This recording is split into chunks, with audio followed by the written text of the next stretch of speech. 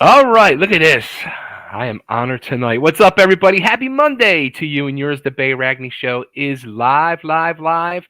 And I have somebody next to me who, honestly, I got to tell her a funny story, but let's introduce her. She has known for many years as the singer of Femme Fatale.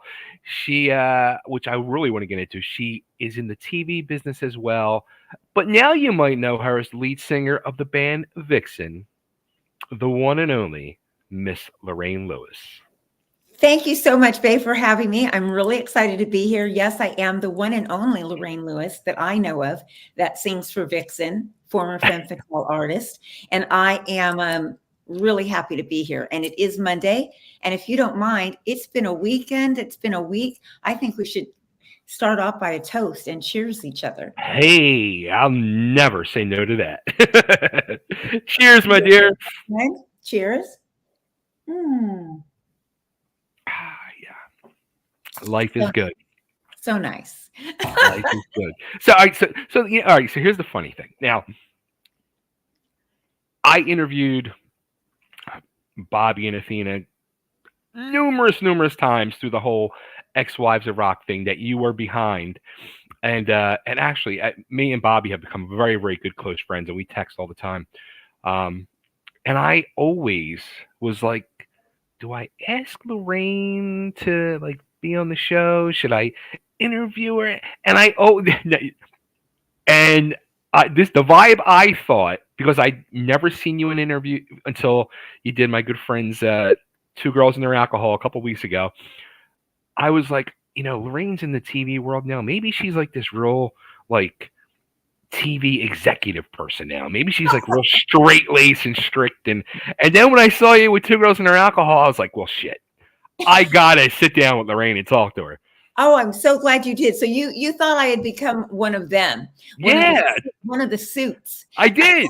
I Yeah. totally did. Well, I have been in the TV business for a while now. Gosh, since Ex-Wives of Rock, I think was 2013. So Right. I think that it aired 2013. We started a year or two before that. I've been in the TV business for probably 11 years now. And I love the suits. I love the execs. I have great meetings with them, but I am Lorraine Lewis, rock and roll girl, and having the best time of her life. And I will never be one of the stuffy suits ever. So you can always count on me to just be me and a little bit spicy and a little bit rock and roll. So that is funny. You thought I was one of them. I thought you went to the other side. Ah, that is so cute. Well, I will say, in 2020, I was given my own official office. I've been with the same company for 8 years now. Okay. Is after Ex-Wives of Rock, I started working for an actual production company called Renegade 83 Productions, based in Los Angeles. And I was given my own office with my colleague, Jillian. I call her my work wife. And we have a little plaque on the door and everything. And then, the world went crazy. I had my office for about a week. And then everything shut down. And I haven't been back since. I have a beautiful silver velvet couch that actually Charisse Neal put together for me, because I brought Charisse into the company to help with casting for a few weeks. And from time to time, because she knows everybody in LA. So I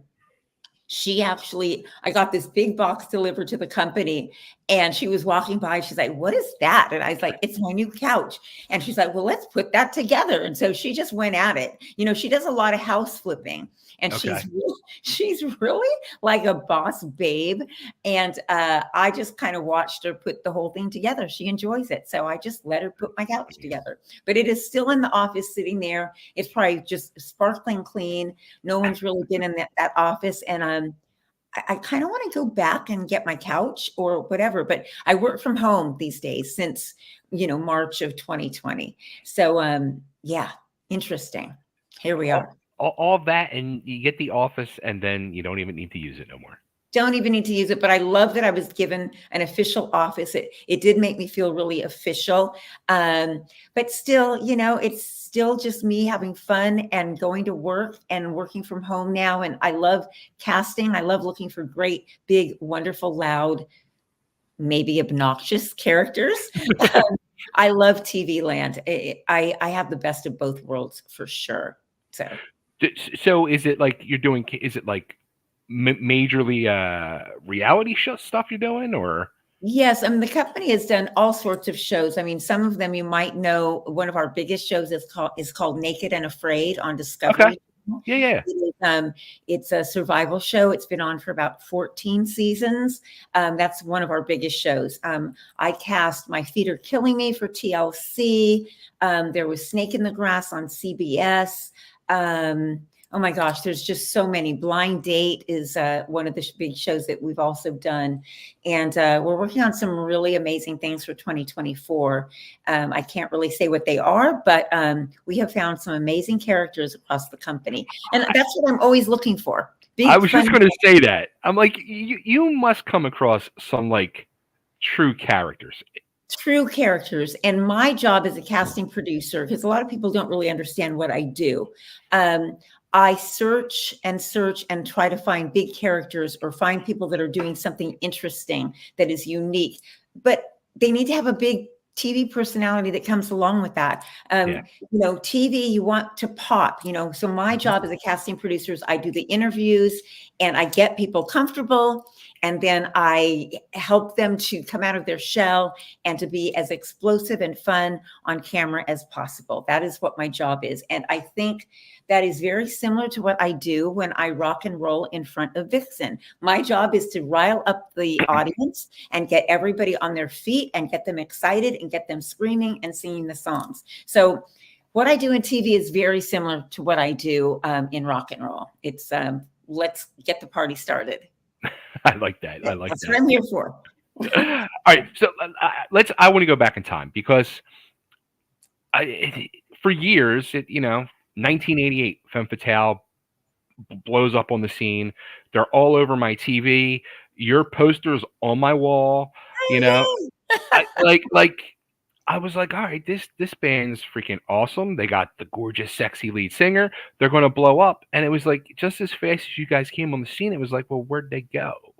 I know. How dare that happen? Um, well, the long and short story of it is I did not make a deal with the devil. Okay, Um, okay. but having said that, yes, it did come and go really, really fast. But at the same time, we made a mark. We Yeah. definitely made a mark. I mean, our video, I think, still holds up today. The videos are really good. Waiting for the big one and Falling in and Out of Love. I think that they look crystal clear and crisp. Yeah. And I think that they have stood the test of time. And I mean, gosh, it was 35 years ago that those came out. And I still have people excited about them. I mean, it's interesting because, obviously with what I do now, it's fresh and new and everything that's going on for VIXEN is so exciting. Mhm. But I will tell you the core of my people that follow me or that are interested are Femme Fatale fans, Yeah. the diehards, the Sure. people that really know the songs inside and out, or they know, like someone even just posted Rebel the other day and was talking about my voice at, I think it was 3 minutes 30 seconds into the song, and they said something like, this is where Lorraine really, her vocals really show off, and they had like the time code, and I was like, I don't even know that. So if you love the music and loved what I did, I mean, you became a real fan. And there are young people that are in their late teens, early 20s, women, girls that are following me and dressing up like me and having fun with it, and I love it. And a lot of them call me mom and mother, like respect, like here, mother. And I don't have any real children, biological children at all. So it feels good to be that, I don't mind it at all. I will be rock and roll mama to all of them. I love them all. So I don't know. They just keep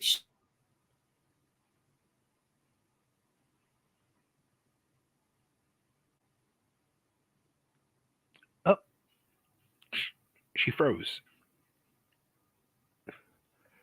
Lorraine, where'd you go? Uh-oh. We could take a snapshot of that.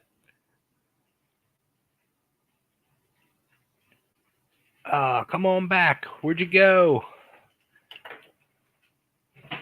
Let me see here.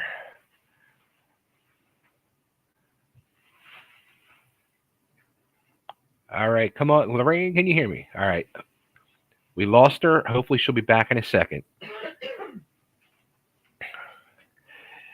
Yeah, let's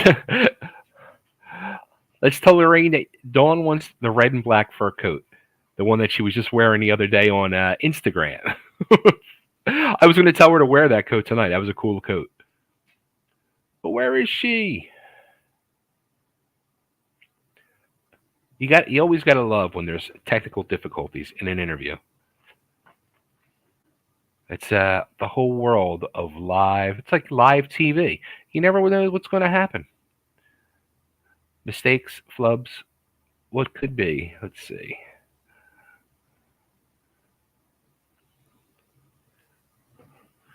Let me see if she sent me a message.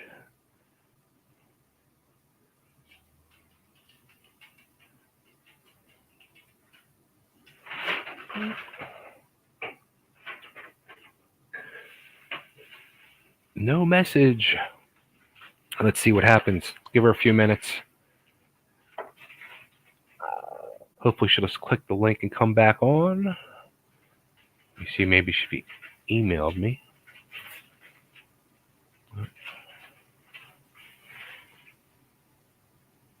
All right, let me shoot her a message.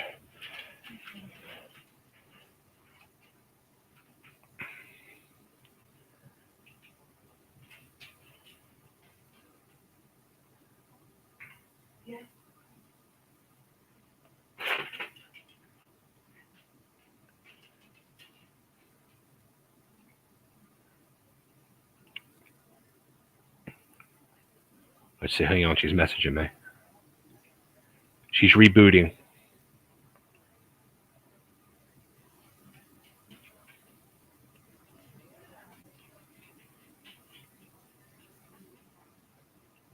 She'll be back in a second. All right, she's rebooting. Gotta love it, right? So, might as well drink some wine while she's not here, right?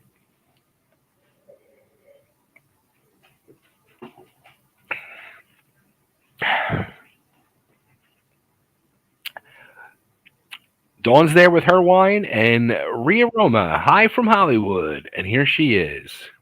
And here I am. There you go. Gotta love modern technology, right? We remained calm throughout the whole glitch, the whole meltdown. You know, it happens. I know. It does. It happens a lot actually out here in the desert. So I don't know. It could have been on my end that we lost power. Spectrum went down or something. But we're back. But we're back. If there was yes. No. So all right. So with you wouldn't make a deal with the devil. Do we want to like blame the record company, management, like?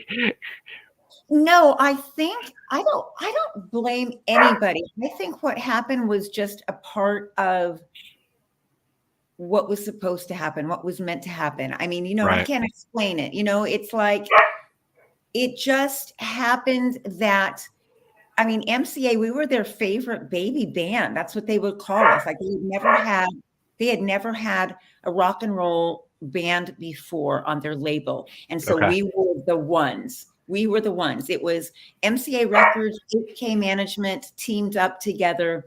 And I think your doggy wants to say hi. Yeah, right? Yeah, I think he likes women. Or she likes women. Either is fine. But I think that all guns were loaded towards this thing. I had the best group of people, working for us from the label. I know that they loved us. We had magazine and modeling campaigns ready for me, all sorts of things. I mean, I have pages of things that we had planned. And then there was a shakedown at the record company at Christmas after we got off tour with Cheap Trick. And we lost our cheerleaders. They basically cleaned house with everybody that was rooting for us. And they brought in a new crew. And then the excitement was focused around Oh, what is the name of the band that they got really excited about? Pretty Boy Floyd. Yes. Oh, So they got really excited interesting. about Pretty Boy Floyd, and they wanted to keep me to a solo deal. Um, That I wondered that. Okay. they did. They wanted to keep me as a solo artist, and I was interested very much so. And so was my management company, HK Management. We were very excited about that until all of the the videos and the things that the touring and everything that was paid for Femme Fatale was now going to be my responsibility. Oh, okay. Okay. And HK didn't like that No. deal. So I would have been signing up in the red, which is funny because we just released that single called The Red. Yes. Uh, but I would have been in the red, starting my label deal with them. And look, if I didn't have management, I Probably probably would have. gone for it, but Sure. not knowing the business that well and not really caring, not really understanding it. Yeah. HK said, yeah, there's no way in hell that we're doing that deal. And so we're going to shop a solo deal with you elsewhere.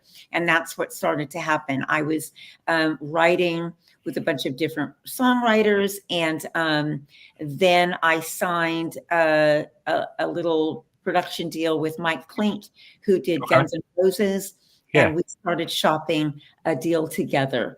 And then during that time is when my day-to-day manager, Andrea Accardo, which was a part of HK Management, she got Mhm. very sick and and had cancer.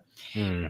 So it was just, I just got dealt some cards that were Right. hard to overcome at the time. And it is what it is. I have no regrets. I have, I mean, could I have done things differently? For sure. Could we have Sure. released, the ballad? We wanted to release the ballad. I wanted to release the ballad. So did HK Management after waiting for the big one. Waiting for the big one had 54 stations across the country when we first came out, which is pretty good for a baby band. Sure. And I wanted to release the ballad Rebel and do like a black and white grainy, that's what was Hmm. so popular back then, the behind the scenes video. So did HK Management and so did Irving Azoff. The band did not. My boys did not. They wanted to still come in heavy and hard. They felt that the ballad was wimpy, and they left the decision up to me. And I sided with the boys and decided that, do what's best for the band as a whole. And Right. and so we didn't release that single. And could that have changed things? Maybe. I really have no Never idea. know. You never You never know. know. But that's really, my perspective on what went down. And then by that time, there was a lot of unrest in the band.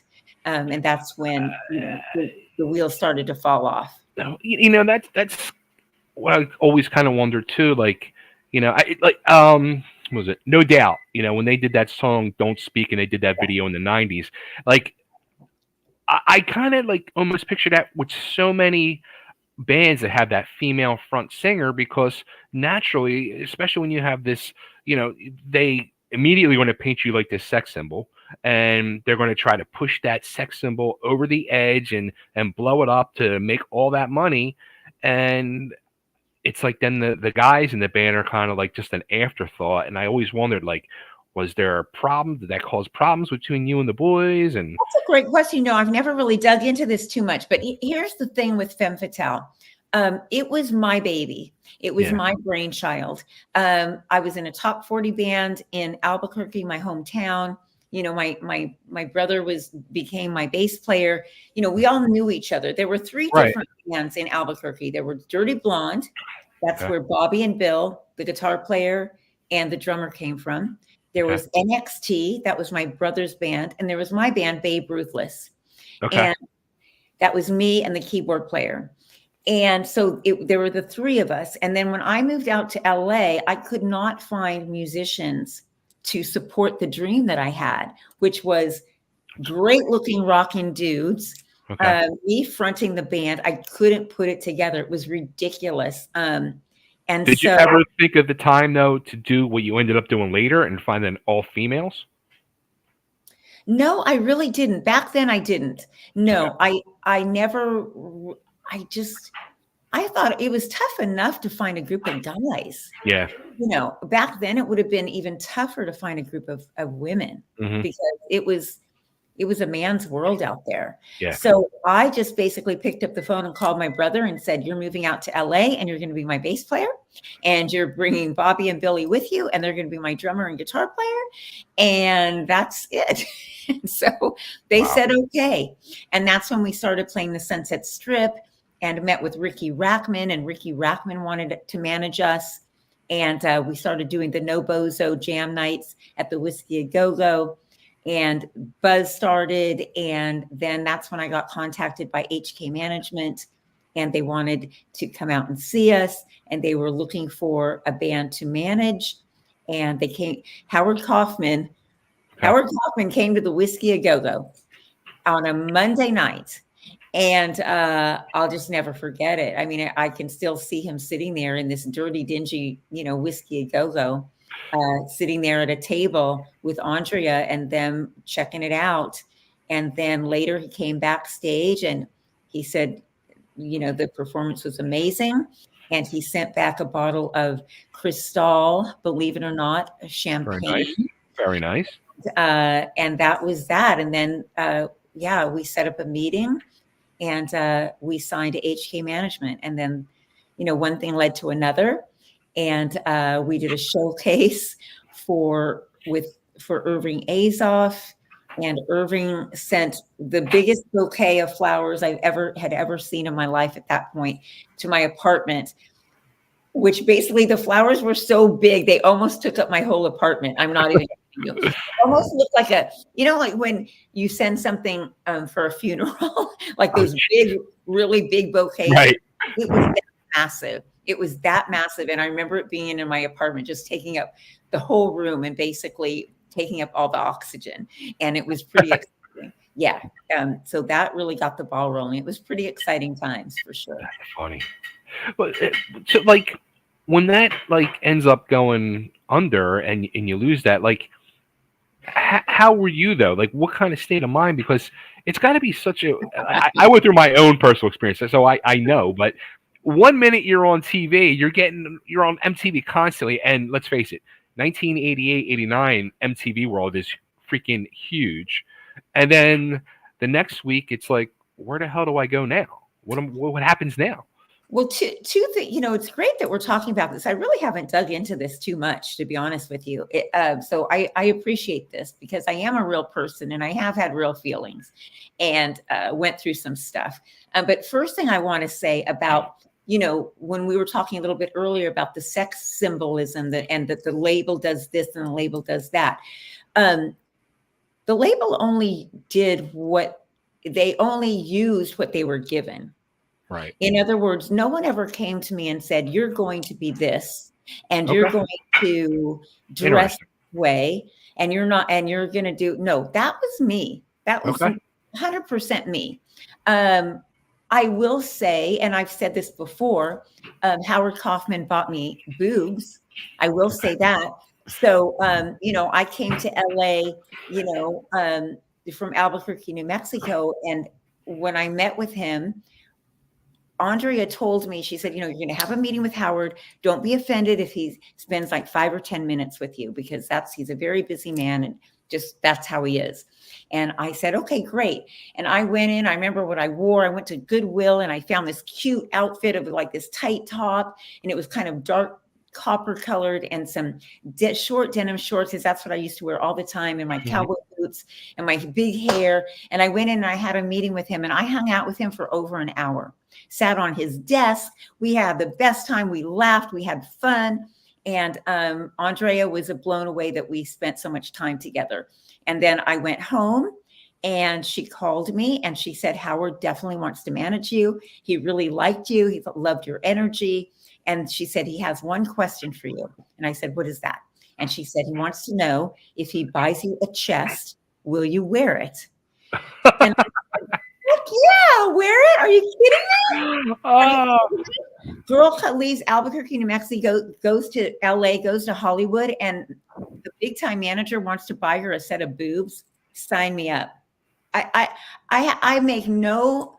I, I mean, that's a dream. Are you kidding? what was 1988. your dream? The MCA signing or that signing? Oh no, definitely MCA. Getting a record deal was what I was all about. But to get icing on the cake, and they want to buy me boobs too. Hell yeah! You kidding me? That's Amazing, hysterical. That's amazing. hysterical. So of course I said yes. So so maybe that was them packaging me that way. Right. Okay. But, I signed up for it. I was all about it. I was always, short shorts and sexy girl on stage doing my thing and rocking and rolling. So the label didn't create me. That was me. Did they run with it? Sure, they ran with it because Yeah. that's who I was. I mean, you can watch the old videos of me, uh, not even the videos, but me live performing, and that was me. I mean, I remember coming down the showcase at the Whiskey A Go-Go, and I slid down the flip-in railing of the Whiskey A Go-Go. I mean, I slid down it. I climbed on it. I mean, I was always climbing on stuff and flirty and sassy on stage. So I just kind of want to get that straight. That no one created me to be this bombshell or whatever it is that people think that I was. That was just me having a blast and being rock and roll, how I presented what was in my soul and my gut. So then what was the next question? What were we going to talk about? Oh. I did want to clarify. So what happens? Like 1 minute you're on MTV, and the next minute, like, what the hell do I do now? Yes. So did that suck? Yes. Especially because some of the favorite phrases from Howard Kaufman was, when we went out on tour, it was whatever she wants. That was the thing, whatever she wants. I mean, I got pampered. I mean, I was one of the boys to an extent, but I'm a female, I'm a girl. And they gave me, on tour buses, there's always the back lounge. And then there's the bunks in the middle of the bus. And I didn't sleep in a bunk. I had the whole back room as my room. And instead of it being a lounge for the whole band, it was mine. And I got to have my luggage out, and I got to get dressed and do vocal warm-ups and work out and all the stuff that I did to make me me. And I loved that. So yes, when that ended and there was talk about, that we might get dropped or what is next. Oh, that was a really hard time. That was a really hard time. Talk about identity crisis. Talk about what am I going to do with myself, my life, everything. And then them talking about solo album and this and that. And, I mean, I was excited about it, but I was nervous about it because that wasn't part of my idea or my plan.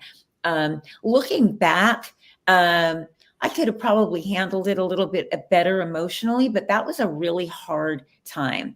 Losing the deal was really challenging. And, the 80s, big hair in the 80s going bye-bye, and all of that went on was really challenging for me. I started to I didn't even tell people my background for a long time. Really? I didn't identify as Lorraine Lewis from Femme Fatale. No, it was heartbreaking. It was hard. I moved to Philadelphia. That's right. Okay. You were in my turf. I love Philly. I followed a boy out there that invited me to come out. And I was crushed. That was a really hard time for me. And then I ended up in Seattle, and I still didn't tell people my background or who I was. I was just this. So, but what were you doing to live? I worked in a flower shop. Really? Yep, I worked in a flower shop. I learned florals, and I did that.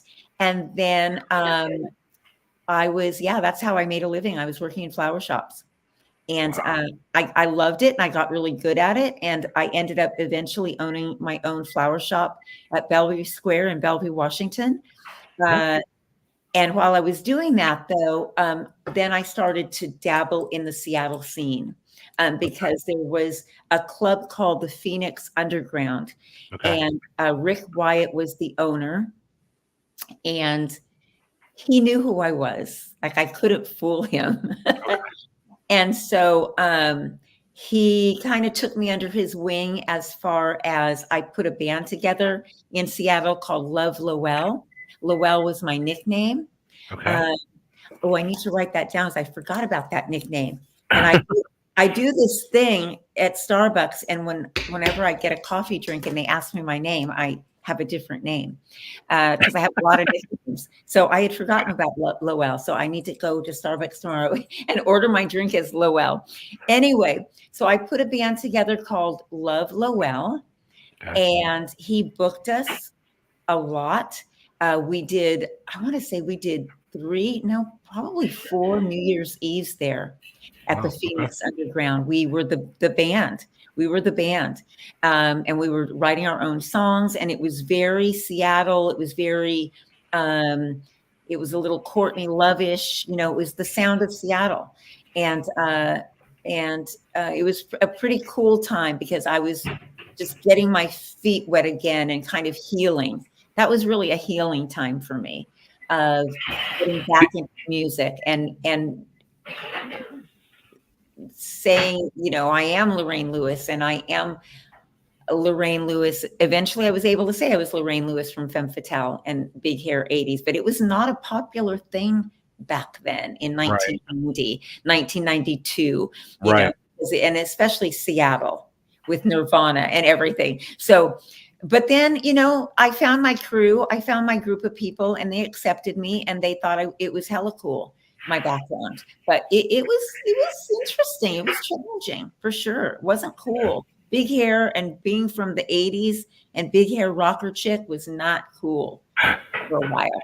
So when the things, I guess it was probably the late '90s or early 2000s when it started to be welcome again, like the '80s bands.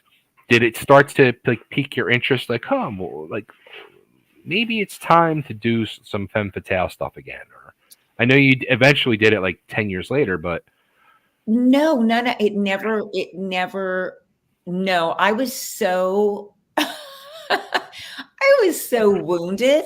I think that's the best way to put it. I was so wounded by what I went through with, look, you're on top of the world. Mm-hmm. You're on MTV. You're flying here. You're flying there. Best time of your life. And it's like you're manifesting your dreams, right? Your teenage dreams. Like it's happening.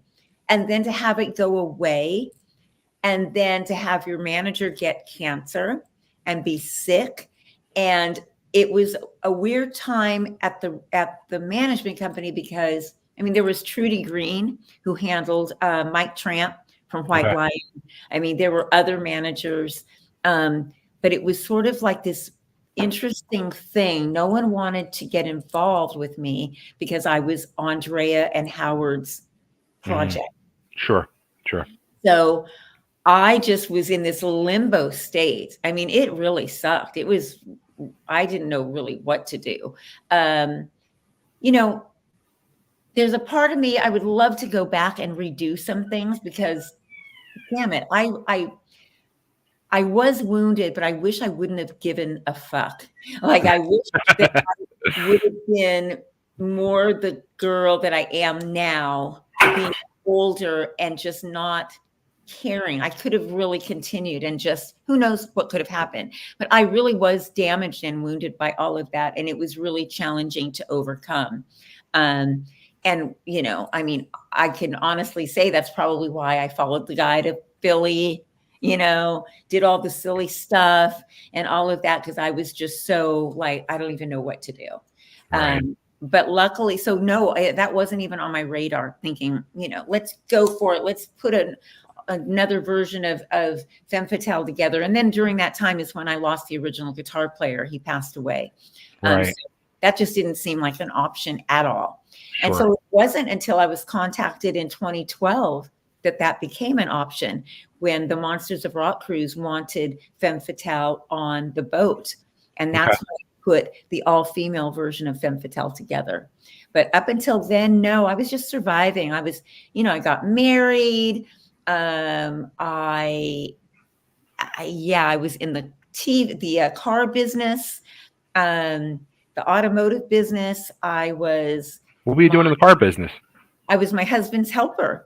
I was PR girl. I was the greeter at we had our own Chrysler, Jeep, and Dodge dealership in California. Yes. I've done every job on the planet I have done, from Winchell's Donut Shop to waitressing at Bob's Big Boy to bank teller to owning a car dealership to flower shop. I mean, I have done everything. And I will say the 2023, 2024 and beyond version, well, I could even say back to 2012 when I got into television. These are the years. These are the things. This is the girl. This is the girl that finally found her power again, and recreated, whatever you want to call it. Just decided, I'm going to be on the planet for a long, long, long ass time, and nothing's going to stop me. And I am just going to do what I want to do. And Ex-Wives of Rock was a big part of that because at that time I was married to. I've been married a bunch of times. I've been married. How many times, Lorraine? 4 times I've been married. No. I've been married 4 times. I'm come on. Yes. Become the Elizabeth Taylor of rock and roll. Come on. You got a couple more in you, right? You know what? I might have. And, I've been, I am definitely single again, and it feels really fun and really good. And guys are showing up and being very sweet and cool on Instagram and what have you, and messaging me and would like to take me out. And I am open. That's got to be weird. Tell me. That's got to be weird. Why? What's weird? Look, I'm like Pam Anderson. I believe in love. I love love. I like good male attention. I like gentlemen. I like I'm romantic. Okay. Well, since Dawn from Two Girls and Their Alcohol is in the chat, she said no dick pics. How many times does that freaking happen? OMG, Dawn, you are so right. Yeah, I am. If you send me a dick pic, you are toast. I just want to clarify that one more time. Dick pic, toast. So don't even think about it. Yeah, it happens. And it happens more often than you would think. It does not happen, though, from the rock and roll community. I would figure it's just like strangers, just like, is it like a hello and ding? Kind of, and you can kind of tell if a guy is going to go there just by the way that they start a conversation. First of all, let me say this. I don't answer to hey anymore at all. No. If you're going to message me and you want to get to know me, have something to say, be a gentleman, be cool, be kind. But if you try to get my attention with a hey, it's not happening. What about a hey, hey? A hey is still toast. You're still toast. No, and so those are the people that I know are not the rock and roll community, and they don't know anything about my history. They are just guys that found my page and they're going to try to get my attention. And typically those are the ones that will try to get your attention. And if you don't respond, they'll start sending photos. I mean, it's a weird thing. If you don't respond. I've had that just happen last week. Yeah, I didn't respond. Okay. And so this guy started sending photos, and then I just didn't open them. And then his next comment was, "Don't worry, it's not a dick pic." And it's like, oh, like, why would you even say that? How, because you know that that's what you're up to. And so, yeah, guys are really bizarre on the internet. But I Okay. have had men message me and tell me, it's really a pleasure and an honor to meet you. I'm a big fan. Um, I live in such and such a city. If you are ever here, I would be honored to take you to dinner or buy you a drink and get to know you. And that's the proper way to get my attention. And that's just nice and kind and being an adult. But no, if you're if you're going to be weird and you try to get my attention with a hey, no, it's such a turn off at this point. That's funny. You guys need to be clever. You need to be kind and you need to be clever to get my attention. And Yeah, I mean it. Come on, guys. Yo, it's fucking Lorraine Lewis over here. thank you so much. Step But up your game, Jesus. And I also will say, though, it has been pretty amazing because at Christmas, I did get some amazing gifts sent to my post office box, which is easy to find. You go to my website and to try to contact me, my post office box is there, because sometimes people want to send things to get signed and autographed. Sure. So there were a lot of nice gifts in my post office box. If you pay attention to me and observe me, you know I'm a huge Starbucks fan. I go pretty much every day, or I do Uber Eats and have Starbucks delivered to me. And I had a lot of Starbucks cards in my post office box, which I thanked everyone. And I sent thank you cards to everybody that sent me things. I got some candles. I got some really cool rock and roll jewelry. I mean, people are really cool and really kind. But it's easy to get my attention if you have half a brain. And if you are not thinking with just a member of your being, then there are ways to get my attention if you're serious about it. And I'm open. I mean, I love people. I love people. I love the people in the audience. I love getting to know people, and I'm hella cool. So if you really want to get to know me, you will find a way. Plus, I post Versace photos of things that I like all the time. So if you really want to get my attention, that'll do it. That'll do it. Oh my goodness, yeah. I'm just fun. I'm fun. Don't take myself too seriously. What was I was trying to find it and I couldn't find it. And I think this might be going back to MySpace days. You and Roxy got together and did a couple songs. What was that called? It was called Rocktopus. I kept looking up like octopus. Yes, it was Rocktopus. I love Roxy. She reached out to me. We got a little project going. We did a couple of live shows. We recorded with Michael Wagner in Nashville. Two sides one called Naked and one called Dog Bite. And they're pretty. I remember they were great songs. They're pretty darn cool. And Jeff Young played guitar on them. And, she has brought those songs up before, and we might possibly end up doing them in a VIXEN set at some point, which would be really, really cool. Yeah, they hit pretty hard. That's what I was wondering. I was wondering if you guys thought about like revisiting that. Yeah, she's definitely brought it up before. And there was a song that we've been posting recently called Are You Ready by Creed. And the guitar riff in that song is very similar to Dog Bite. Or it actually might be Naked. I like waking next to you, naked. All I'm wearing is your name. It's like, your name is tattooed on my chest, on my wrist. All my friends think I'm obsessed just because I carved your name into my chest. I mean, I like it. It's pretty rock and roll. It's pretty cool. So you never know what could happen in the future. But life is good. Life is really good. So real quick before I get into the new single, I want to say that like when you filled in for Janet on I forget where that was. Was it on the Monsters of Rock? No, it was Choctaw Casino. Okay. In Oklahoma. Choctaw, Oklahoma. When that happened, I said to myself, it's inevitable. I knew it was inevitable that you were going to end up for some reason. I had a weird feeling. So like when Janet decided to leave and you were, I was like, it was like a no brainer. It was like meant. It was like from the Rocktopus up to that. It was like just something that was like meant to be.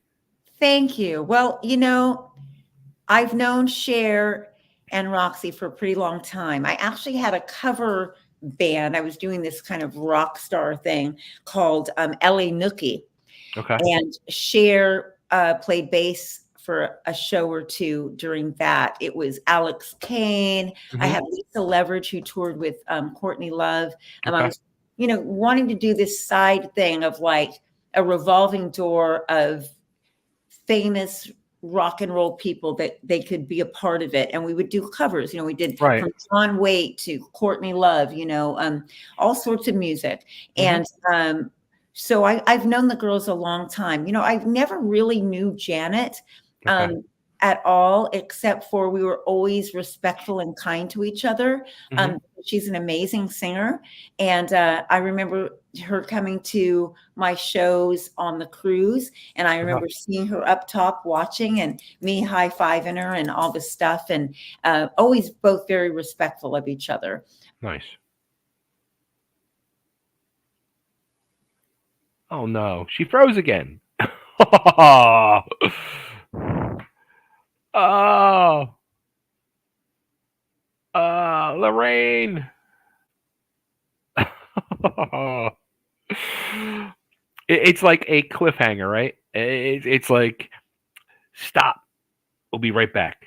Don't go away. On a great freaking question in the middle of a great response. Now we just gotta like hang out and wait and see what happens.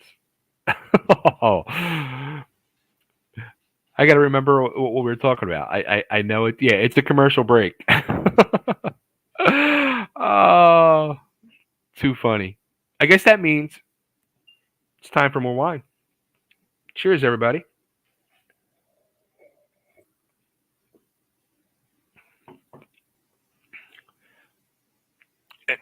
So, the Philly Flipper is in the house.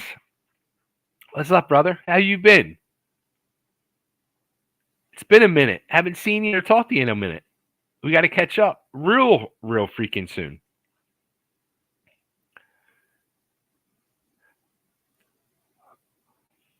Los is here. Los Espada from the band Revolt. Great dude. Yeah, there you go. Same Bay time, same Bay channel. Who else is out here in the house? Say hey. There's people here. Come on.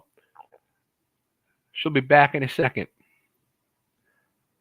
Hey, Paul, congrats on all of not only your success in business, but in life, man. Happy for you. You and the future missus, the new home. Good stuff. Good stuff. Life is beautiful, brother. Life is beautiful. Even outside of Delco, it's beautiful.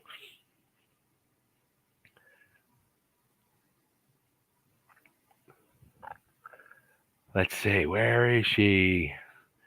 She's probably rebooting again. Let me check my messages. Let's see. Got it.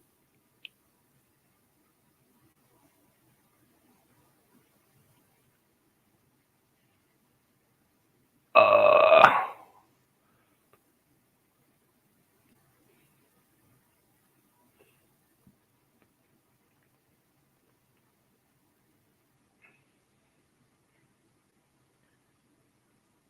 she's not sure what happened this time.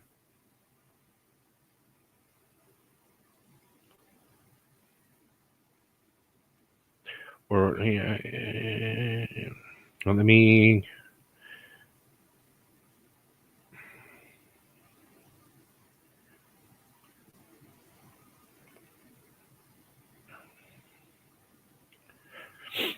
She's not sure what's going on with her laptop, so I just told her she can use her phone as well.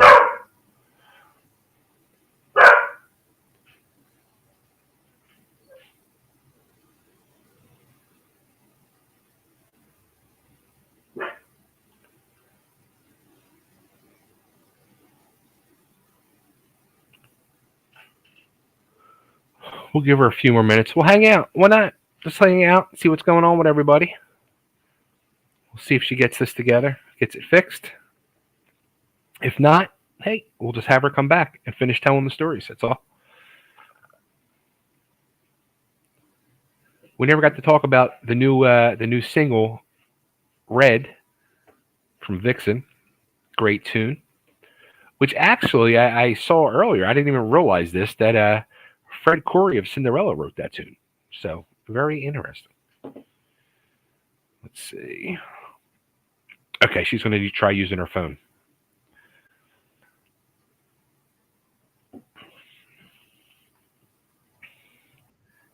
All right. Okay. And she's back. I am back. What the hell? I have no idea what to say. I don't either. And so now I mean, now it's kind of different because I'm holding my phone. Let me put it on a little stand. I wonder if everybody left because everybody got frustrated. No, they're hanging tight. Hi guys. Okay, wait. Oh, this isn't going to be quite as cute. What do you think?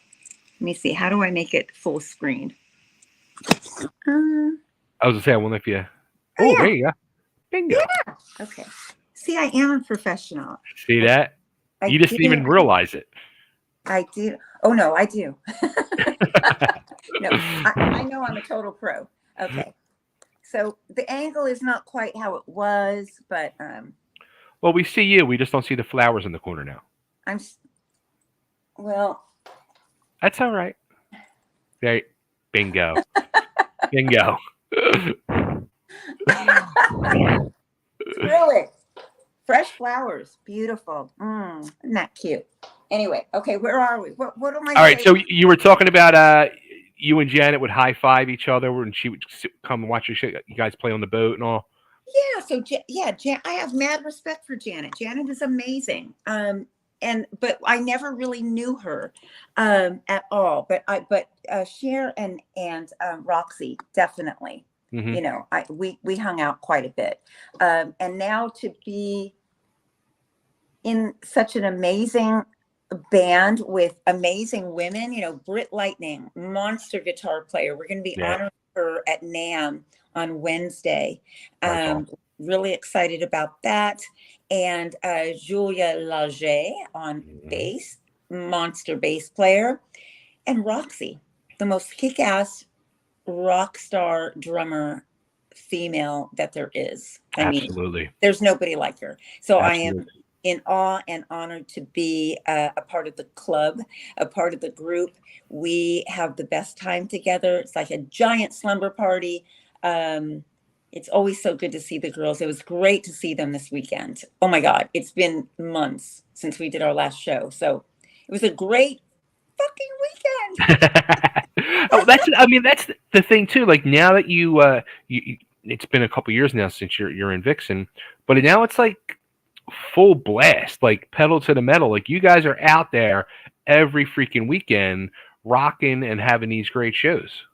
Yeah, we had an amazing 2023. I'll tell you what. I mean, we did Wacken Festival in Germany. We did Brazil, you know, Summer Breeze Festival. We did Skagerfest in Sweden. I don't know if I say it correctly. But we went all over the place. We had an amazing, amazing summer. And it's just getting started. So we did these shows this last weekend. We played at the Strand in Hudson Falls, New York.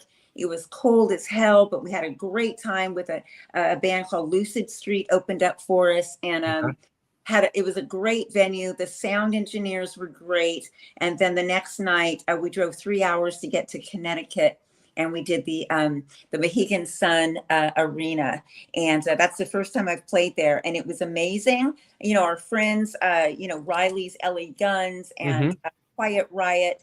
And Stephen Piercy. I mean, what a great, great night. And, you know, it was an arena. It was an arena. I saw the pictures. I was like, oh, this was like a 10,000 seat arena, it looked like. It's a 10,000 seat arena. Wow. And there was at least 9,000 people there. I don't know. That's awesome. Sold out. I haven't gotten the numbers yet, but Man, when I came out on stage, like, I had no effing idea that it was going to be that packed. And from the get go, it was on, and we had the best time and the best night. We performed Red again. That's the third time that we've performed it live. Really? Okay. I start opening up the set with it, and it just felt great. It sounded great, and I'm just really, really happy. It was a great kickoff for 2024. So more to come, people. Check the website. It's VIXEN Official is our website. VIXEN Official on Instagram is not us, though. That's more of like a porn site. So on Instagram and on Instagram we are VIXEN_band. And but the website is VIXEN Official, and people can go to the website and see our shows. We're going to be back at the Mohegan Sun Arena in July. So I can't wait, especially because now I know what it's like. Whoa. And I know how awesome it's going to be. And I wish I could have this in my ring light. But I don't know. I'm just rolling with it. We're going this way. All right. Well, I'll ask like one or two more questions, and this way Okay. your arm doesn't fall off over I there. have so much more to say. I could talk for hours. I've had a long, luxurious, fun, entertaining life. I have so many stories to share. My life has been amazing. There will be a book at some point. And but ask away what you want to ask. Well, I want to talk about Red because it's a great, phenomenal song, and I didn't even realize. I saw like when I was doing my research and all, I didn't realize Fred Coury wrote the song. Fred Coury wrote the song. He presented it to us. We fell in love with the song immediately. We thought it was a really good indicator of where we were at as a band together in 2023. And so we recorded it with him. I had the best time in the studio with him. We all recorded separately. You know, Roxy recorded her drums in Detroit. I went to the studio with Barry Porter and with Fred and with their dog. We were all in the studio together. And that was that was the second time that I worked with Fred, because when I first joined the band, I recorded Edge of a Broken Heart. I recorded You Ought to Know. I recorded How Much Love. So we have those 3 songs with my voice on them. And I worked with Fred back then. And then we were in the studio together for Red, and we worked really great together. And I remember when I left, you know, he kept telling me how great I had done. And, you know, you never really know how the producer really feels. I mean, you just never really know. And so I left, and he messaged me that night, and he said, "The song kicks ass. You sound great." And I said, "Oh, I'm so excited. And I can't wait to hear what you're going to do with it." And then he said, it sounds great because you are great. And I took a snapshot of that text message. And, you know, every once in a while when you get voices telling you bad, crazy, stupid nonsense, I look at that and I'm like, "Lorraine, you are great. You are amazing because Fred Coury said so." So pretty great. Yeah. That's pretty awesome. Great. Now, what's the plan? Are you guys going to like do the modern way of just like popping out singles every so often? You going to do a full length album? I think that is the plan. I wrote a song called Home is Where the Heart Is about 2 years ago. I presented that to the band and they loved it. And so we have worked on that as a band together. But I think the plan is singles. You know, we're so spread out. I'm in Palm Springs. Britt and Julia are in Calabasas, although I'm in LA all the time, and Roxy is in Detroit. But look, we were able to do a single, even though we all live in places. So it's possible to get new music out.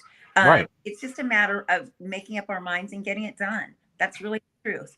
But I'm writing all the time. I have my guitar player. My guitar is on my couch. I play every morning. I am not a monster guitar player like Britt Lightning, but I do play guitar, and it's a great writing tool for me. So nice. I do that. But I do want to say, you know, there is some news, and I mentioned it on Two Girls and Their Alcohol, which I love those girls. Hi. Let's drink again together. Cheers. Let's drink to them. Cheers. I've known them for years.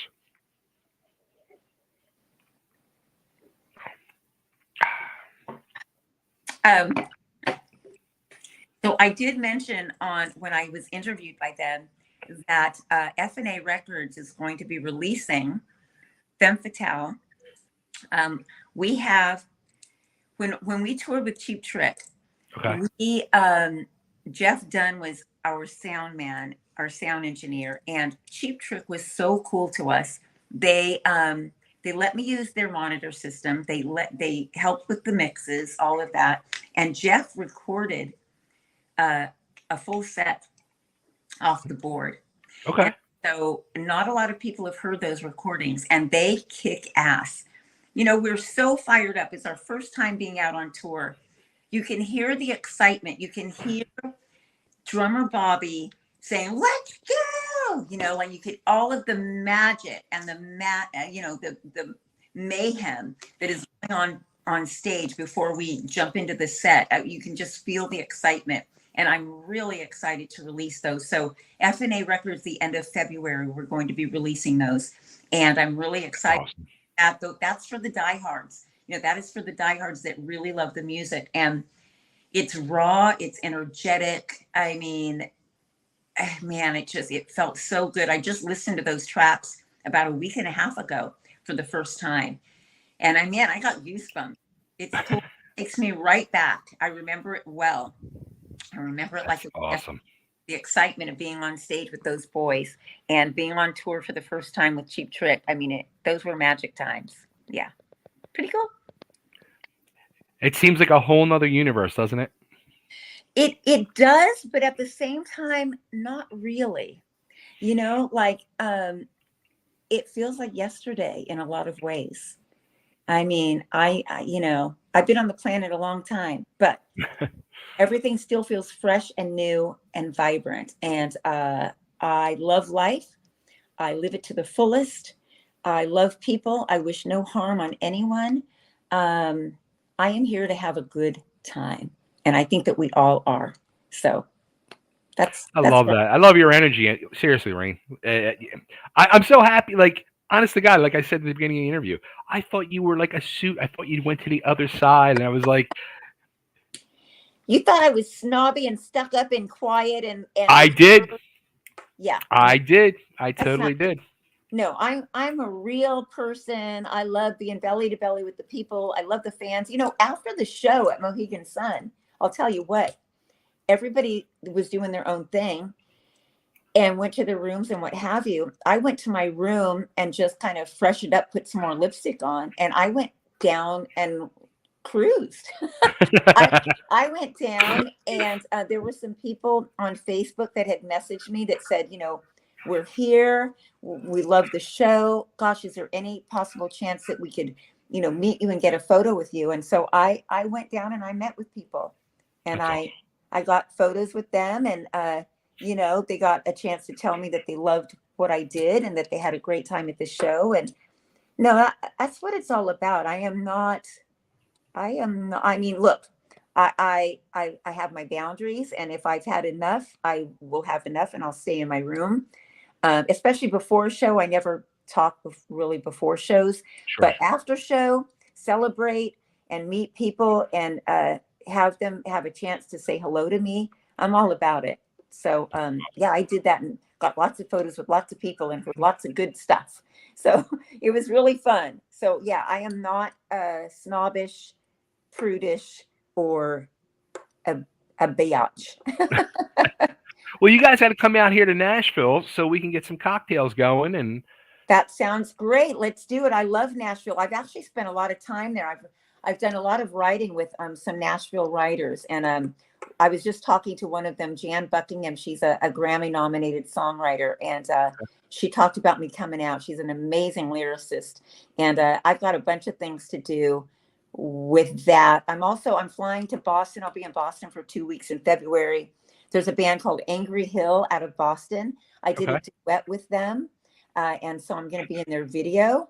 And it's going to be shot by, I can't remember his name right now, the director, but he's done Godsmack and like all sorts of videos. So I'm going to be flying out there to Boston. I'm going to do some studio stuff while I'm there. I'm going to be there Nice. for about 2 weeks and just immerse myself in music. And I'll have my laptop and be doing my TV stuff during the day. So, you know, Would you, again, I know life is a lot between, TV work, daytime work, Vixen, but would trying to you, date.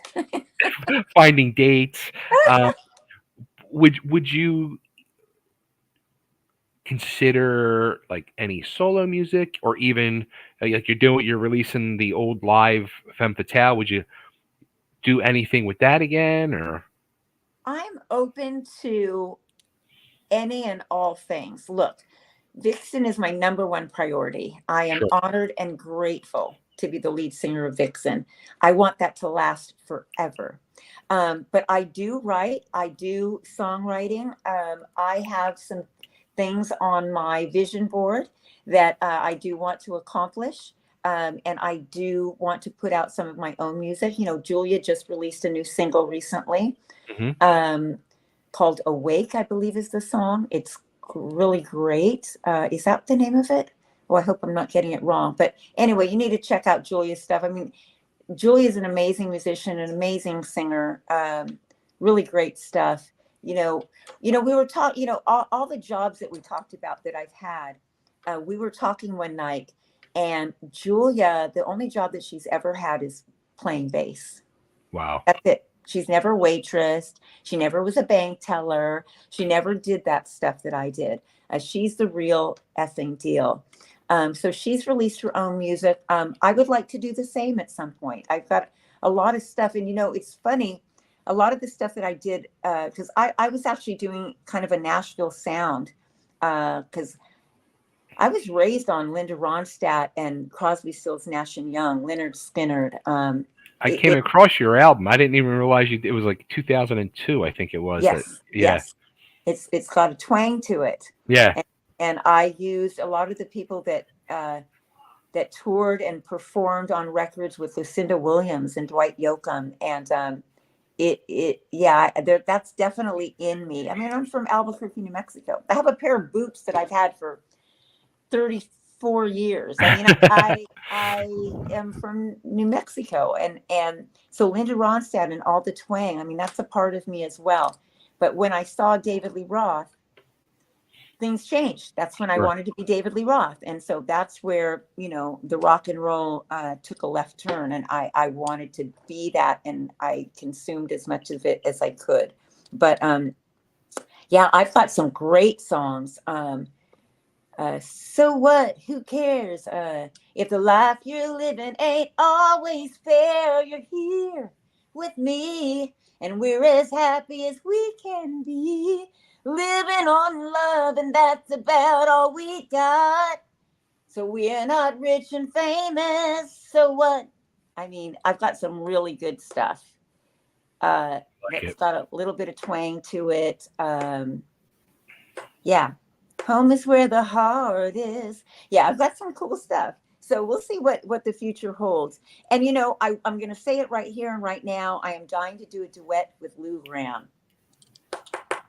I want Okay. to do a duet with Lou Gramm. I'm very, very in awe of everything that is Lou Gramm, and I get asked that a lot. I do a Q&A on Sundays, and people always ask me if there's a singer that you would love to perform with, alive or has passed, who? And Lou Gramm is always at the top of the list, always at the top of the list. Paul Rogers from Bad Company, Hmm. Free, amazing singers, and David Lee Roth. Those are my top three: Lou Gramm, Paul Rogers, David Lee Roth.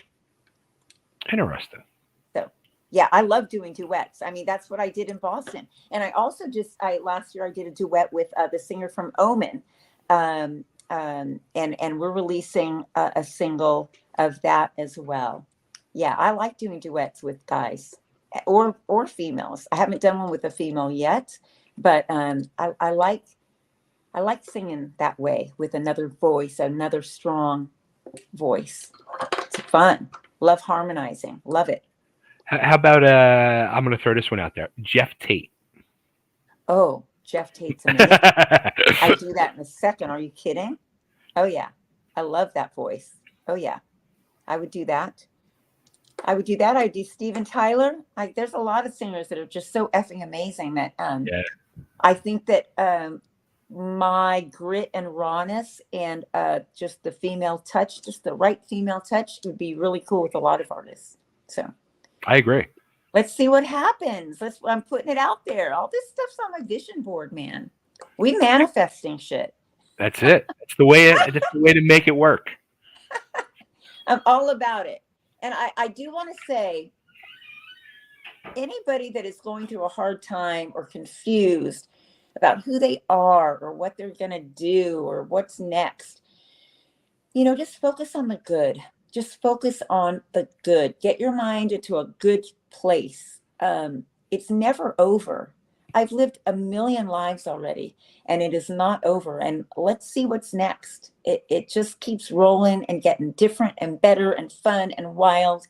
And let's just keep living life to the fullest and being kind to people and not be shitty to people. I will say, do not be shitty to people. Do not write shitty comments on my Instagram and tell me I should pack it up.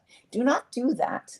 Do not tell me anything negative about anything. I don't want to hear it. I don't want, I'm sorry if you're going through something and you feel you have to vent and try to bring me down, but I'm not here for it. It rolls off me. It does not affect me. I am all about positive power and lifting people up. If you want to lift people up with me, I'm all about it. I will be your friend. But the negative shit, no. I got no time for that bullshit. Every day, I started doing this thing like over a year ago. It's a great fucking day. Great day. Because if you're not gonna go into the mindset of it's a great fucking day, then you're fucked. It's got to be a great fucking day. It's a great day. Everything is always working out for me. Everything exactly. is, I am one lucky bitch. I mean, life is good, and you can find good anywhere. Yeah. Anywhere. I drink my coffee. I look out. I've been like this total kook lately, possibly to some people.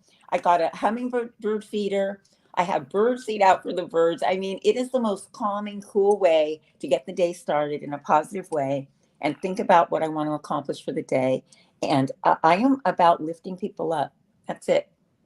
Now you already you just said a statement, and that should be a solo single. I'm a lucky bitch. I am. I'm a lucky bitch. There you go.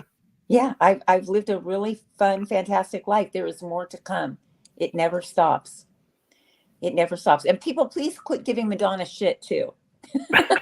Amazing. She is amazing. Quit harassing her and telling she's Madonna, for goodness sakes. Have you watched old videos of her and her kick-ass dancing?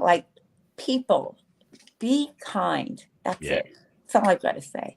That's it. Be kind. Lorraine, thank you so much for doing this. Thank you for not being a corporate suit, stuffy, stuck-up person. Never. That will never be me. And you can always say hello to me. And people always come up to me and say hello. I am not stuffy. I am not stuck up. I am just a person just like you are. So cheers. Cheers. Thank you so much. This has been a blast. Do me a favor too. Next time you talk to Roxy, if you remember, tell her it's gravy, not sauce. We have a little Italian thing going back and forth over the years. Gravy, not sauce. Writing down. You will love it. And thanks for digging what we do. And to all the fans and friends of VIXEN, thank you for digging what we do. And we will see you on tour this year. Cheers. Absolutely. Cheers. Take care, Lorraine. Take care. Bye. Thank you so much. You're welcome. Thank you.